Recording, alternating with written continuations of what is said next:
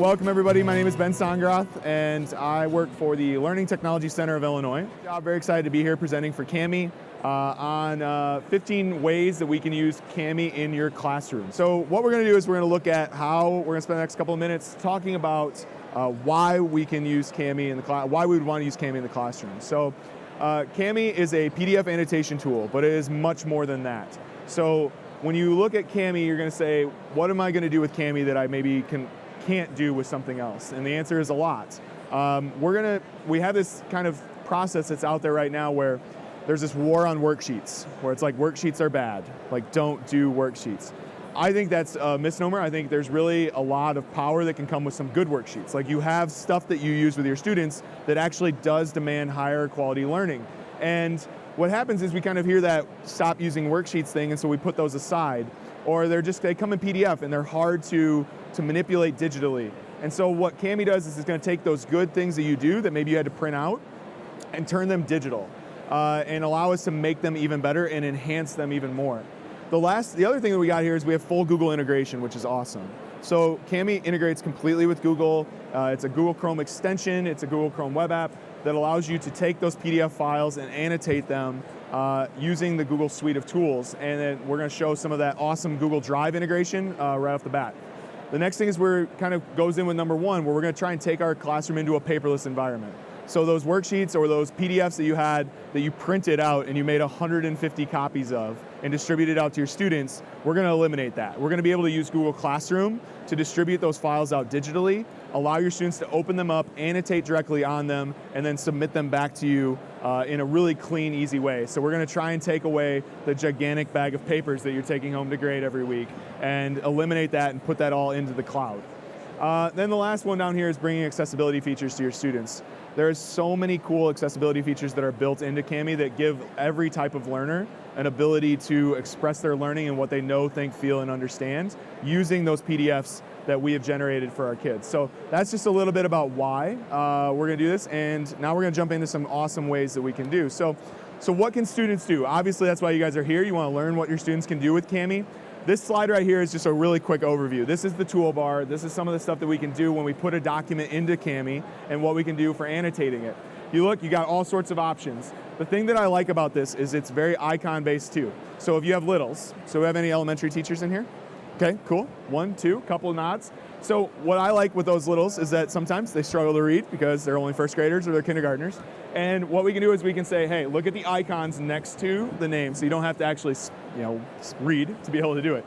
So that's really great. But then you can see all these different options. We can take our PDF and we can drop in. So we can highlight text, strike through text, underline, add comments, add text in, equation editors for math teachers is in there, drawing tools, shapes, and insert image, and then signature and text to speech. So really cool options that we're going to discover today. So this is just a brief overview of that, but we're going to get into more detail because that's more fun. So the first thing here is that I like is workflow, okay? So when I was a high school history teacher, I taught with iPads. Workflow was always a problem. How can we get something out to the kids? They have to click on it. They have to open it up. Still an issue today when we're sending things out. What I like about CAMI is that you can when you add CAMI to your Google Drive and you connect it together, what it does is it's automatically going to open up documents with CAMI. So we eliminate the extra click, which I think is very important when we're working with students, because anytime you have to have them do multiple clicks to get something done, that's a point of distraction. If I don't know how to do that, I might shut down, I might quit. It's a lot like teachers. If I tell them how to do something and they can't figure out the next click without me being right there, then sometimes they shut down. Students do the same thing. So with CAMI, when you open up your Google Drive, you can actually go to settings, and this is an important detail to go to Manage Apps, and then notice here, Annotate with CAMI is checked, used by default.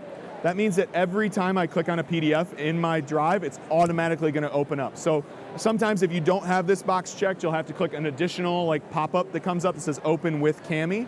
And that's fine, but it's that one extra click that we try to eliminate. So I like to start off with the workflow piece of this, of just making sure that if you have this box checked and then you click on a PDF, you see it automatically opens up with CAMI and my annotation toolbar comes up right away. So I don't have to worry about clicking it, getting that preview window that we're all familiar with a PDF in Google Drive, and now having it open up. So that's a really nice workflow piece that I think works really well for us as teachers, but then the students, when students are managing it too.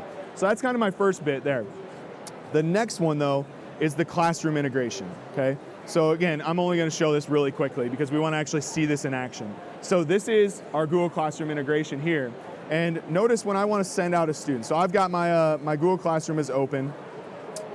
I've got it up here. False, that was my student one. This is my Google Classroom here. So I've got my Google Classroom set up. And when I want to send something out to my students, this used to be a really difficult thing to do. So Kami, before they launched their classroom integration, this was tough. Like even with Kami, it was like send a PDF out. It took 7 or 8 clicks for it to open. Now, if you have the premium version, it's just the same environment as you're used to when you're creating a regular assignment in Google Classroom.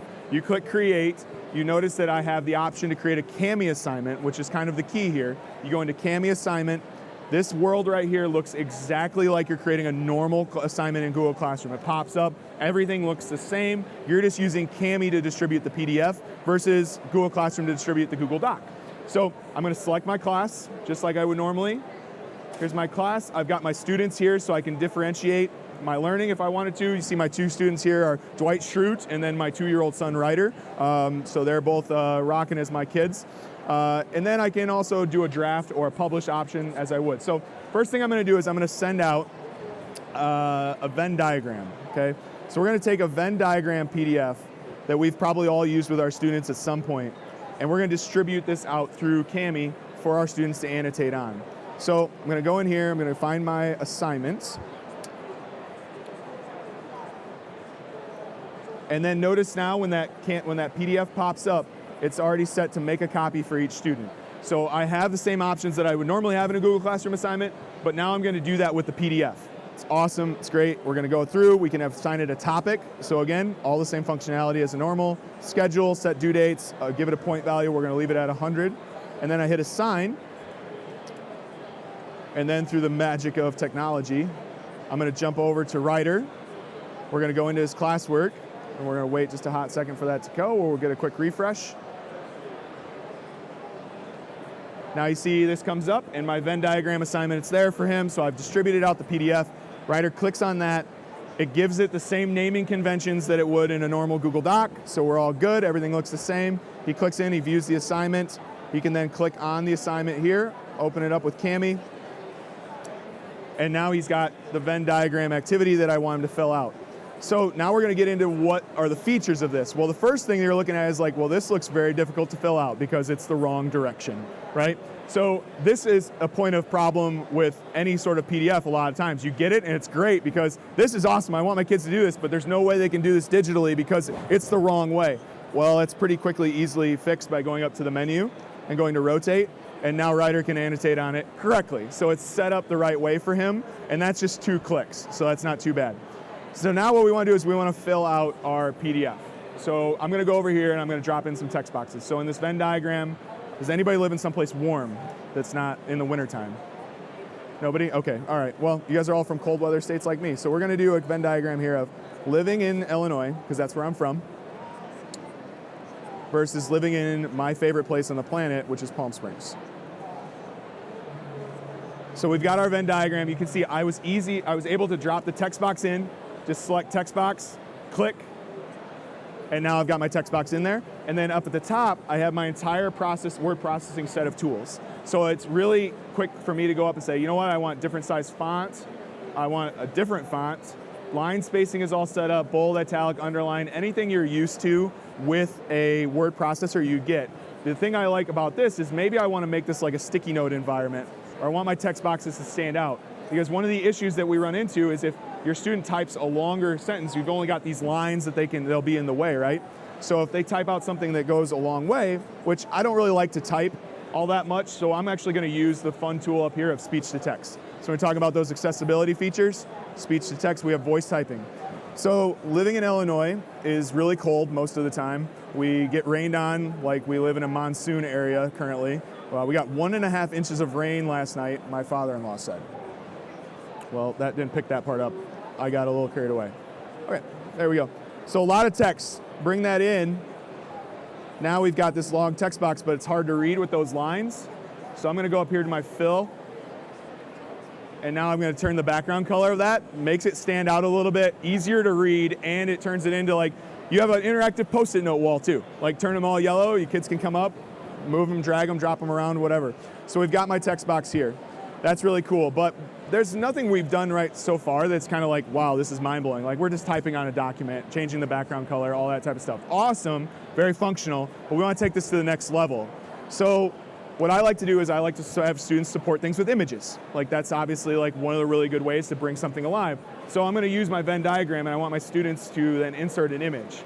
So just like in the magic of television, I've already downloaded these to make sure they're available, but I'm gonna bring in my picture of Palm Springs. I open up insert image, drag it, drop it, and now it is in my image, or my Venn diagram. Shrink it up, put it on this side. From Dixon, Illinois, does anybody know where Dixon is at other than Rosie? Who knows where it's at?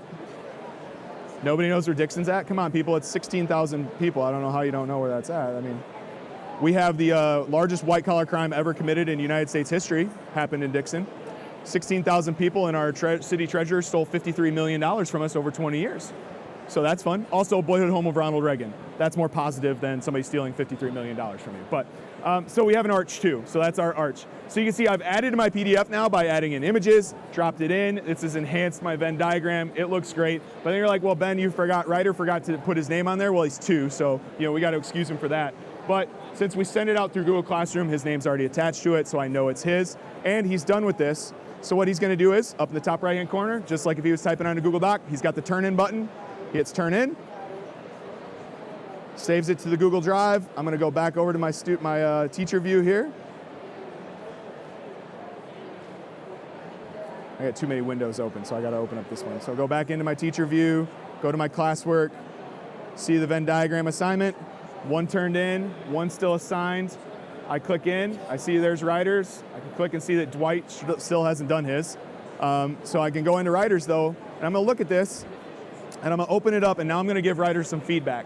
This is awesome, because if the new feedback option in Google Classroom is amazing for using like Google Docs and giving feedback to students. What Kami did is they took that same window, and now if you notice over on the side, this is the important key to this. You have to have the box selected with Grade with Kami. And if you have that selected, I get all of the Kami tools, including the ability to now take and rotate this clockwise, so I can see Ryder's example here. I can then go in, add my own text boxes in, and I can annotate on Ryder's PDF in real time, and he, as a student, notice it popped up right away. So he can see this, so it becomes a collaborative PDF. So we're taking a PDF that was boring, stagnant, and now making it collaborative, making it interactive. And if you look, Ryder's in this right now. He's hovering over top of my comment. The BS up at the top is not because that comment is BS, it's because I did it and my initials are BS. So my dad says I'm full of it, so that's why that makes sense. But you can see, he can see that that was my comment that I made. And then if he hovers over his own, he's got the RS that pops up. So it gives ownership to that comment. Down at the bottom, you notice the 2 circles, they're kind of coming off the TV. But if he clicks on that, it actually takes away the annotations that that person made, so you can clearly see who did what. So if you've got multiple students that are shared into one file, you're like, I want to know what Ryder did on this. I'm just going to hide the comment that everybody else made, or the annotations everybody else made, and just see that work, and then I can turn them on and off. So really a cool way to bring that collaboration in and see who did what piece of work to that PDF. So giving that feedback, I think, is really, really powerful to students. And if you uncheck that box, this might be a point of confusion for people, is that you just get the normal PDF view in Google Classroom. So having that Grade with Kami selected is really, really important. Then, just like I would normally give them as grade, give them 100 out of 100, return it. And now Ryder can go into his assignment back here. And notice he's got 100 out of 100, everything comes back in, and we're good to go. So that distribution through Google Classroom is just unbelievably slick. It's awesome. I can't speak volumes about it enough. But still, so we've done some cool stuff, but we haven't scratched the surface yet of what is really powerful about using Kami in the classroom. This time, though, I want to give them some more direction. So I was an AP US history teacher. Tons of PDFs involved in AP US. Like, we just get tons of resources, tons of reading that students have to do. Here was an example of an assignment that I would have had to send out to my students. or I would have just actually printed this out, given it to them. Well, what we're doing is we're looking at enlarging our country. So that's what we're doing here. And you notice this is like a 3-page long document. We've got all the different things here, and then we've got the state, the map at the bottom. So their instructions for this would have been to write out the date acquired, write out the owner, write out the circumstances of acquisition. If you have any sort of high school kid or any kid, their writing in this is going to be horrible. Like, it's all scrunched together, it's big. I had some girls, not to be stereotypical, but that wrote like they couldn't keep their writing on a board this big, right? Their handwriting's so flowery and huge. Write a 5-page essay and they did 2 paragraphs. So like that ain't gonna fit on here. So what I can do is I can have them send this out and have the text boxes come in, and they're gonna have a nice clean environment to do this. Still nothing too fancy. What I wanna show you now though is that the commenting features, I think, separate this out. So in a Google Doc, we can add in a text comment. That's fine, no fancy, we can do that here. But what I can do with my students is I can add in video, audio, or screen capturing comments. So Rosie's back there, and Rosie is a chronic skipper. She always misses my class. So she comes in the next day, she misses on Monday when I hand all this out. She comes in and she goes, "What did I miss yesterday?" And I said, "Well, you missed the entire day, so you missed a lot. Here's your worksheets, fill it out." She has no context with like what's going on with this worksheet. She just looks at this and just, maybe I have, no teacher actually just reads the directions and doesn't provide extra context to their students when you send something out, right? So what I can do as a teacher, and again, I haven't sent this out to my kids yet, so I'm gonna click video comment, I'm gonna drop this in above the directions. My webcam comes on, now I'm gonna say, all right kids, so here's what I want you to do. You're gonna fill this out, every single territory the United States acquired. You're gonna put in the date acquired, the previous owner, and then how they acquired that. When we're talking about circumstances of acquisition, what we're meaning is, did that come through a treaty? Did it come through a war? Did it come through a land secession? How did we acquire that territory? Got it? Good. Done? Now my video pops up on the side. But again, we still have some more details because they got the map at the bottom. So what I'm gonna do is I'm gonna use the screen capture now. I'm gonna put that in up here at the top. It'll add in another comment, share my screen. All right, so you just listen to the directions. Now you can see in this part, we're gonna put our date acquired. Make sure you use a text box over here to do that.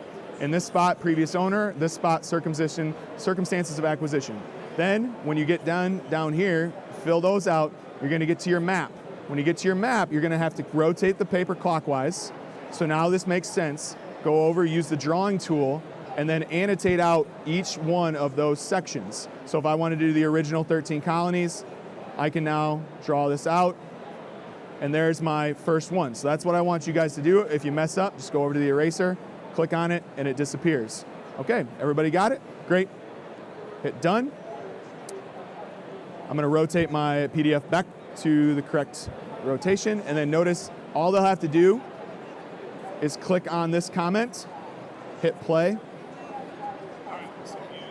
and now they get to watch me explain the assignment to them. So if they are absent, they're able to really quickly, easily see what we talked about in class. So anytime you're flipping the classroom, this is a great tool for that. But again, this is just my copy right now, so I need to get it out to my students. So to do that, let's go back to Kami, go to my Google Classroom, create a Kami assignment, select my class, map activity, find this, we'll go into recent, enlarging the US map, select, make a copy for every student, hit assign. Now I'll jump back over to Writer, go back to his classwork, a quick refresh here. There's my map activity. He'll open it up, jump into the PDF, and then now those comments that I made show up for him.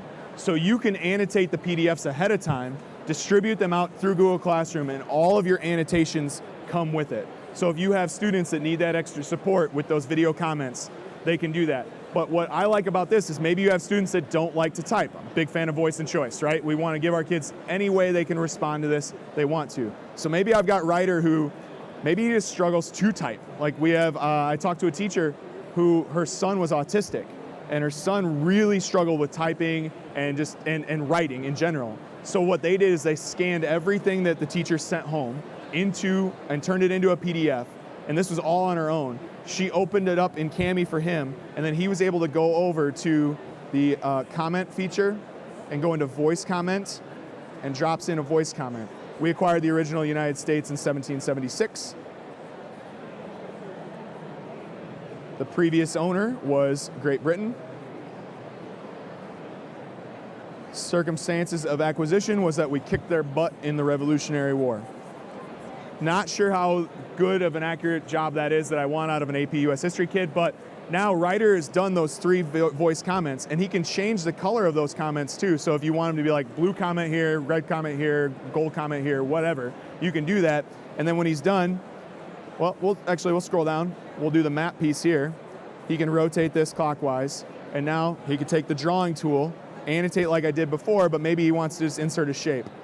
So he can insert a circle, and actually that doesn't really make any sense. We'll do a square for the bigger portion here. And now he can have that, and then he could type in there and say, this is the Louisiana Purchase area or whatever. So he can drop those shapes in directly, and then when he's done, he just hits turn in. And I, as a teacher, can then go back in. I've got way too many things open right now. So here's my map activity. I see Ryder's turned in. I'm gonna go into that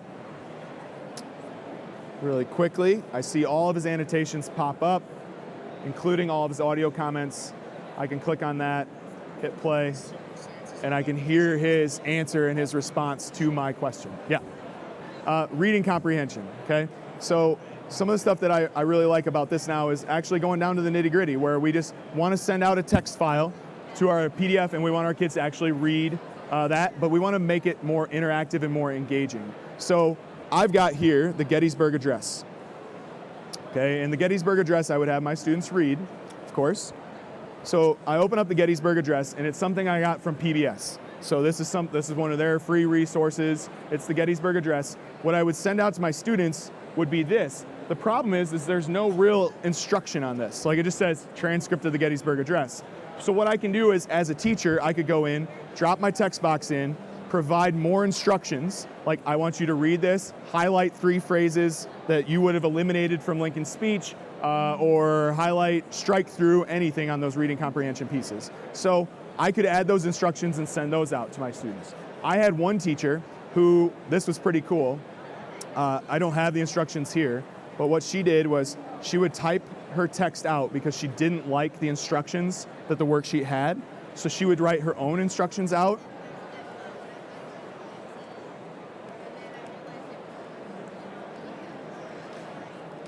And then she would change the background to white, and then now cover up the instructions that were already on the worksheet, and she made that more personalized for her set of students. So that was kind of a cool little hack that she's like, I really like this, but I need my kids to do more, and I don't want them to get distracted by the original instruction set. So just changed the background white, typed in her own instructions, sent it out to the kids. They didn't know any different, you know? So that was a really cool way to do it. So now though, we want to do the annotation piece. So I can go in here to highlight, and now I'm highlighting everything on that text right there. And you can see as I move off, the highlights show up. If the student wanted to turn this in, I wanted to highlight particular phrases in here, I could do that. But then at the bottom, what I would probably have my students do a lot is they would read something like this, and then I would say, all right, I want you to now reflect on that, like write a written reflection. Easy enough, go down to the text box. They can just add that on the same sheet. And if I did this with a handout, they're not fitting it in that little beast like there, or they're gonna flip the paper over and they're using like a gel marker and it's like going through and bleeding through and I can't read anything on the front anymore. So it just cleans it all up and makes it paperless.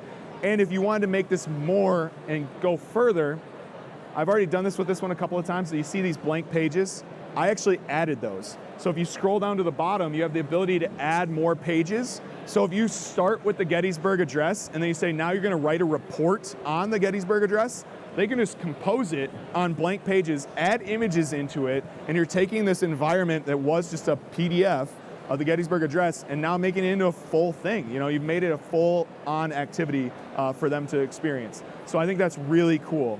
I'm gonna stay here on this blank piece. Actually, you know what I'm gonna do? I'm gonna show you how you can turn this into an interactive whiteboard. So that's my Gettysburg Address example for reading comprehension. Does anybody teach math at all? Okay, So when you're working with math and you've got the iPad there, and that's awesome because this works on an iPad too. So you can open it up in a web browser on the iPad and you can use your annotation tools with the drawing tools on it. So what I had, or if you have any Chromebooks that are flipped over and they have the touch screen, I was working with a math teacher. When you click the extension, this is what comes up. You can see you have new blank page pops up. So I was working with a math teacher who, she opened up the new blank page. She would then flip her Chromebook over, take the stylus, and then project her Chromebook onto her screen, and then just used this as her canvas with the drawing tool to do her math work with her students. This is about as high level of math as I get.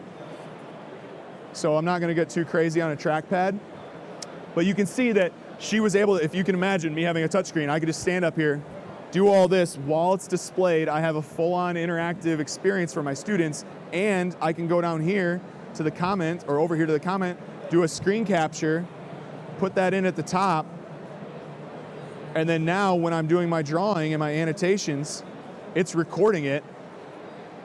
So if I was doing my entire notes for my math lesson and I had the screen capture going, I could do them in a blank PDF, save the screen capture, send that out to my students through Google Classroom, and they've got all of my notes. They've got the lesson video right there that they can go back through and watch. They see it all right there. So we've taken this math work and put it and made it digital.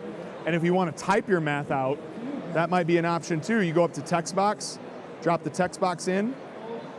Up here at the top, we have a function editor.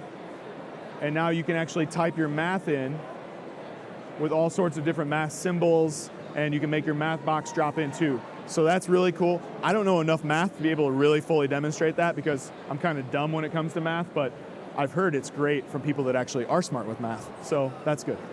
Last thing I need to show you, I say that all the time and there's always more than one last thing, but what we're gonna do is we're gonna go back to that Gettysburg Address example. So if you've got students that struggle to read and they need things read to them, which we all have, those 504s, those IEPs, right? So what we can do, and I'll actually close my instructions out, is down here we have text-to-speech. So when you have text-to-speech, you can actually have them read the entire page. You can change the voices here and also adjust the speed. And when they do read the page, notice it's highlighting the words as it's reading it, which I think is really helpful for those students to be able to track it and follow it, right? And right now it's kind of tough because it's going really fast. All I do is I go down to speed, adjust that down. Might have to hit stop and redo it. So now it's slowed down for that student that needs it at that particular level. So I think that's a really powerful feature. And all the different voices. So my other thing, this is like not a student thing, but this is definitely a teacher thing that I think is really cool, or just like being an adult thing that is an awesome feature of this. Or if you're a tech director and you have to buy things, or I had a special ed teacher that has to sign IEPs all the time. Signatures are a pain on a PDF. Somebody sends it to you, sign it, send it back. Print it, sign it, scan it, maybe find it on the server somewhere, send it. It's like 5 or 6 clicks. So what this does, so cool. You know, insert signature. You can then go draw a signature on your phone, take this link, open it up on your phone, a little web thing pops up. You just sign with your finger, hit submit, instantly comes up here, and then you just find your signature. See, I've done it a couple of times. Insert it, and then now I've got my signature that I can just drag and drop wherever I need to in that document. And then I just download it again, save it, send it off, and my signature's in there. So really cool story that I did with this. Oh, go ahead. No, that would just be, this is just for my account. Yeah, this is just on my account. Yeah, if I shared this document out, they wouldn't see all of my signatures either. That would be bad. Yeah, we want to avoid that. Good call. So, real fun thing that happened with this. We were just doing taxes, a couple months ago. My buddy who does my tax for me sends me my tax forms. Hey, you guys sign these, send them back so I can get your refund processed. Okay, my wife also had to sign it. Sends it to me, I open it up in Cami, drop my signature in. I then take that signature link, copy it, put it into iMessage, text it off to my wife. She was at work. She opened it up, signed it, hit submit. I had her signature, dropped it in, I had it back to him in like 3 minutes. He goes, are you at work today? I was like, yeah. He's like, how'd you do that so fast? I'm like, magic. Like, I've got skills, yeah. So that's a really cool thing to save paper as an administrator, as a teacher, because all you do when you print those things out is you print them, sign them, scan them, and you throw them away anyways, or you shred them. So it's kind of crazy. If you share something through Google Drive, so if I open up a PDF inside of Google Drive, wrong window again, here we are, and I just take this and I share it like I normally would with somebody else. If they open it up through Google Drive and Kami, that collaboration feature is there. We don't have to worry about Google Classroom for that. That's just a feature of sharing a document like you would in Google Classroom, or normally. So that's really cool. We talked about the feedback in Google Classroom, speech to text, text to speech. I do remember one thing that I want to show you guys. This right here I think is really cool too. If you do, think about taking a Google Doc that you already have or a slideshow, converting it to a PDF or opening it up with Kami, and then now using all of their annotation tools inside of that thing you've already created. So if you have a good slide deck that you're a math teacher, I know math teachers teach from a slideshow, you could open that up in Kami and have all of your annotation tools directly on that presentation, which I think would be awesome. So like this is an example of like my slides for this presentation turned into a PDF, and then the ability to annotate directly onto those slides as a presentation tool. The other thing is, how many times do you download something from the internet and it's 30 pages long and you need 2 out of those 30? If you do, they have a split and merge tool. So when I have a PDF that's really long, like this one, that is called Political Cartoons to Split. So this is an awesome activity, but there are so many political cartoons in this, I don't have time to do it. So I load this document up. It's usually fast. The internet's been really good so far. There it is. Notice all of the pages come up here, and I want this one and this one. And then I just go down here to hit X, I can rename it, and then I go to export it, download it, open it in Drive, or I'm just gonna open it directly in Kami. I didn't do anything to the original file, like the original file stays. This just grabbed those 2 out and now created its own separate PDF with just those 2 pages. So you pull those Teachers Pay Teachers files down and they're 100 PDF pages long. Like just pull out the stuff you want, and then now you got all your annotation tools on it. So a really cool way to like speed up that process of splitting those files. And that's it. So I would encourage you guys to explore it. Use the free trial. A lot of that comes with it. You get 30 days of the full version. Explore it. It's really very affordable though too to get that full version, to get the full classroom integration. I think it's 100% worth it. So thanks for spending some time with me, and I'll answer some questions.